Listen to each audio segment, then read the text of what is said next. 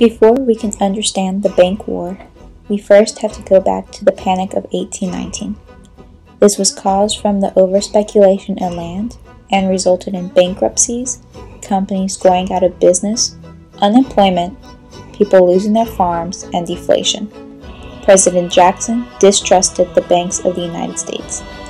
He believed it was a way for the rich to get richer at the poor's expense.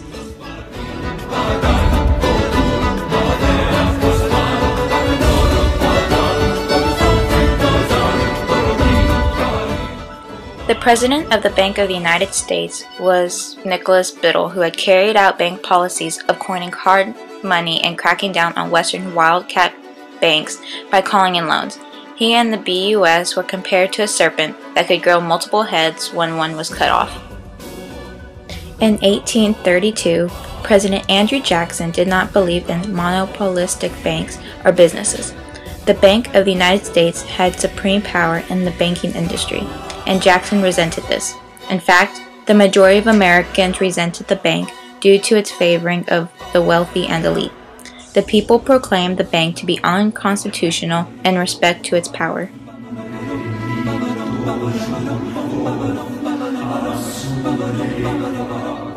Later, that same year, Henry Clay pushed to get the U.S. Bank's charter renewed.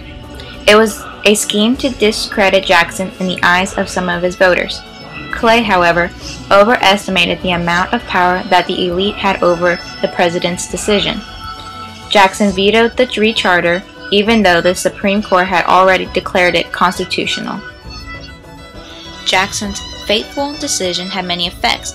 First, it augmented the power of the executive branch over the legislative and judicial branches. Jackson held that the president's opinion should be senior to the other members of the government. The anti-Masonic Party was created in response to the bank war and the elitist Masons.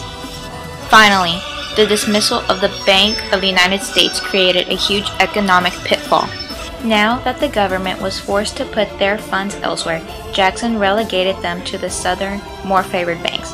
These pet banks and wildcat banks made up the structure of the American economy, loosely held together by sheer willpower.